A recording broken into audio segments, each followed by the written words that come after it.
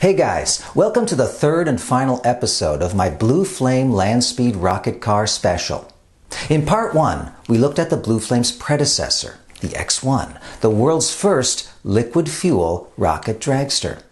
Part 2 covered the construction of the Blue Flame itself and the hiring of its driver, Gary Gablich.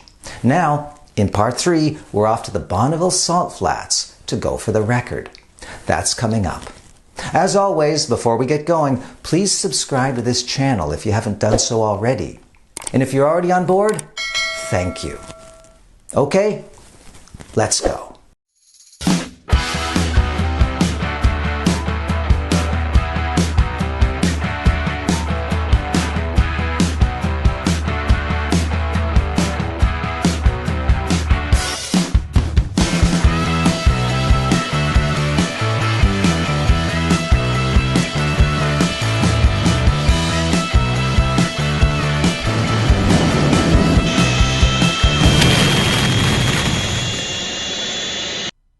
Okay, so it's the last week of July 1970. The Blue Flame is hauled out to the Great Lakes Dragway at Union Grove, Wisconsin, and chained down for static testing to check out the rocket. Ray Dosman, the guy who designed and built the rocket, he isn't there. As we saw in the previous episode, Ray left the project back in January, disappointed over losing control of his rocket, his baby, after the American Gas Association took over ownership of the car. The Blue Flame's rocket checks out in static testing, and so it's off to Bonneville. The team arrives on the Salt and sets up camp on September 15th, 1970. Their car is 38 feet long, about stomach height for most of its length, and just a few inches wider than Gary Gablich's shoulders. Weight, empty, 4,000 pounds. Fully fueled, 6,500 pounds. Maximum burn time, 20 seconds. The rocket has the potential to deliver 22,000 pounds of thrust, but it's been ratcheted down to 13,000 pounds. The Blue Flame team estimates that this will be ample to break Craig Breedlove's 600 mile per hour record, and maybe even get them to the edge of the transonic zone in the low 700s. They definitely don't want to go that fast just yet, however. Not until they have a better idea of how the Blue Flame performs at high speed. Their initial target for 1970 is 630 miles per hour. Check out the Goodyear tires. They're freaky.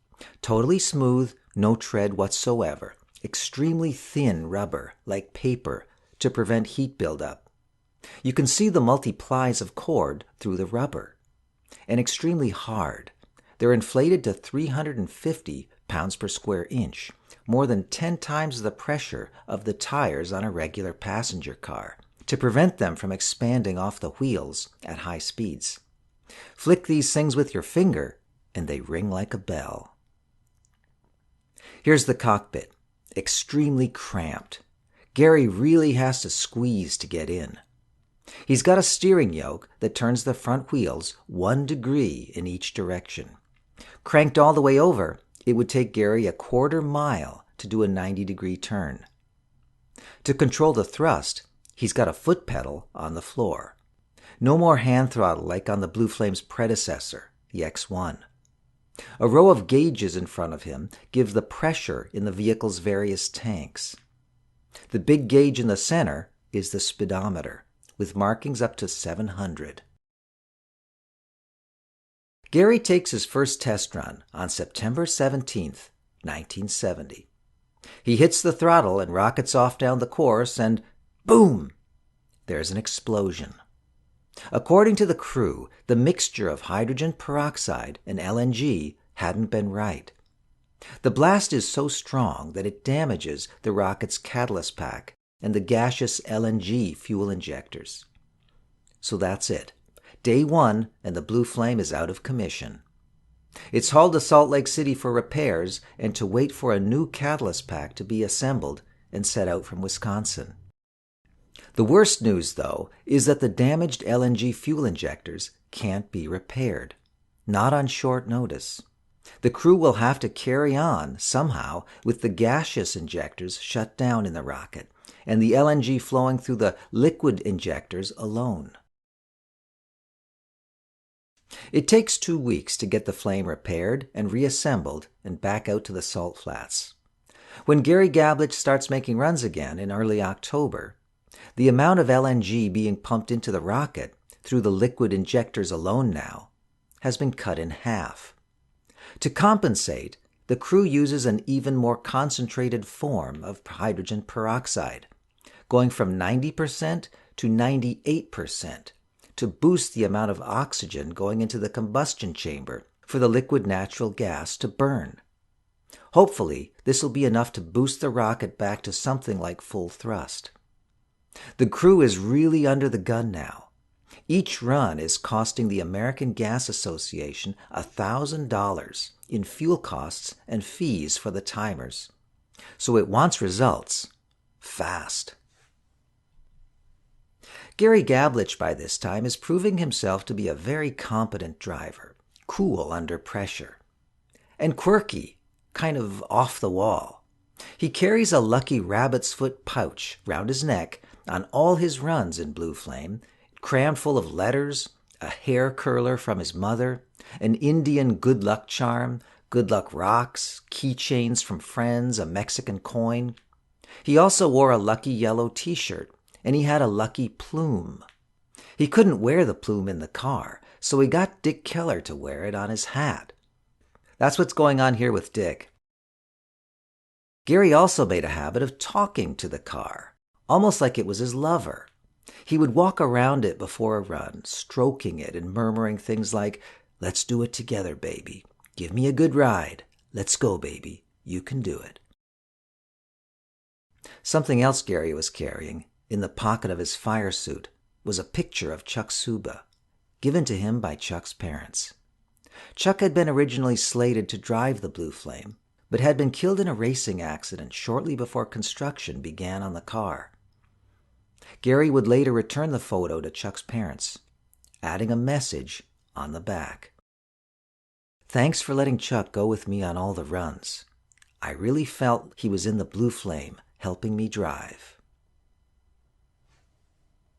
Okay, so now it's the 3rd week of October. The Blue Flame is performing really well, aerodynamically speaking. It's hugging the ground and tracking straight as an arrow, no risk of flying, Gary enthusing about how beautifully it handles. But the rocket, the damaged rocket, it isn't delivering enough thrust, enough speed. By tweaking the ratio of hydrogen peroxide oxidizer to liquid natural gas fuel, the crew manages to fight their way to within striking distance of the record, Breedlove's 600 miles per hour. But they can't quite break it. Gablich is clocked at 6:09 on one run, but can't do a return run when hydrogen peroxide gets spilled in the car during refueling.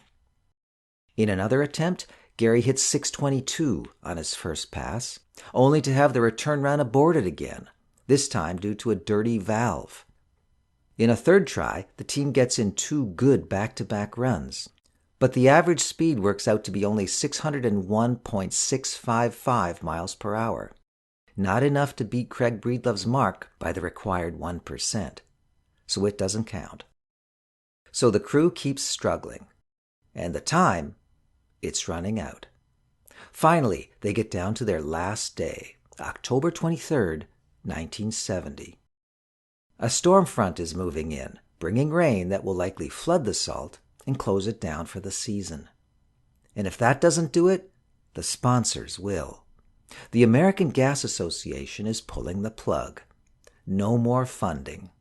The Blue Flame has to bag the record today, or that's it. It's a cold morning, just a few degrees above freezing. The Blue Flame is positioned at the north end of the course, pointing south. Gary, in fire suit, helmet, and mask, is strapped into the cockpit. Bang, bang. Gary flashes back an okay, the usual procedure. Then something different. A souped-up van pulls up behind the car. The desperate Blue Flame team has recruited a fellow hot rodder named Dana Fuller to give the flame a push start, to get it rolling before Gary lights the rocket. This will save them a couple seconds of burn time, enough, they hope, to bag the record. The Hail Mary pass works.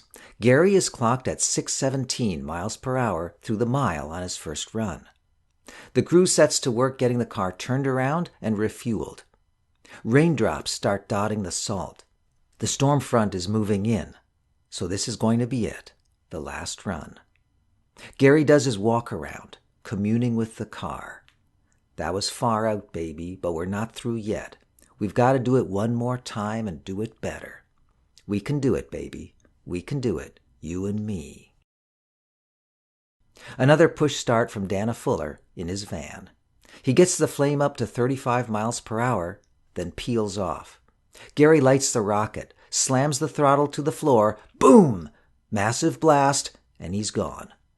There's rain on the windshield as he rockets down the course. He gets into the mile. 1, 2, 3, 4, 5. He's out. That's how long it takes to do a mile at 600 plus. He hits the toggle switch to release the first chute, the 6-foot-wide ribbon chute made by Jim Deast. Massive G's throw him forward against the harness, and for a few seconds his inner ear is so affected that it feels like he's driving straight down a cliff, and he literally sees red as blood is forced into his eyes. Then it passes, the speedometer reading 300. He deploys the low-speed chute, then the brakes. Through this whole braking procedure, the smell of electrical wiring fills the cockpit. It's the smell of ultimate speed. Plenty boss, man, plenty boss. Those are Gary's first words as he climbs out of the cockpit. His return speed has been even better, giving him a two-way average of 622 miles per hour through the mile and 630 through the kilo. The crew catches up and the celebrating begins. Here comes Gary's father, Mel Gabelich, a stoic U.S. Marshal who's been out on the salt anxiously watching all morning. He gives his son a bear hug, then the emotion's too much, and he breaks into tears. This gets Gary going too. Afterwards, talking with reporters, Gary answers the question, "What's next?" "I want to be the first one through the sound barrier," he answers. "We're coming back next year, and we'll do it. I know we can do it."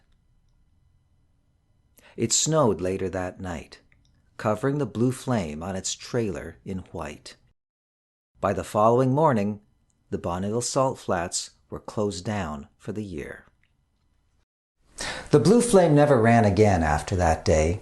The American Gas Association, which owned the car, declined to sponsor it for a second season in 1971. So that was it. The Blue Flame was sidelined for good. Which makes its story kind of bittersweet, because it never got a second chance to show its full potential, to find its maximum speed, which was a whole lot higher than 622 in the mile and 630 in the kilo. No question.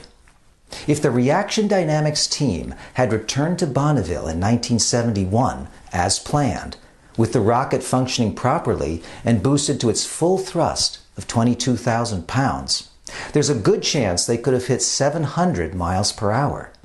Maybe more. They could have pushed the record up so high that there would have been no Richard Noble in Thrust 2 in 1983 and no Andy Green in Thrust SSC in 1997. The Blue Flame could have squashed the British Renaissance in land speed racing before it even started, and the land speed record might still be American today. But of course, it didn't happen that way. The land speed record has been in British hands for nearly 4 decades. And the Blue Flame, the last American car to hold the record, is not even in the United States anymore. It's on display in a museum in Germany. The first car to officially go over 1,000 kilometers per hour. That's big over there. I'm Sam Hawley, and this has been Land Speed Legends. Thanks for watching.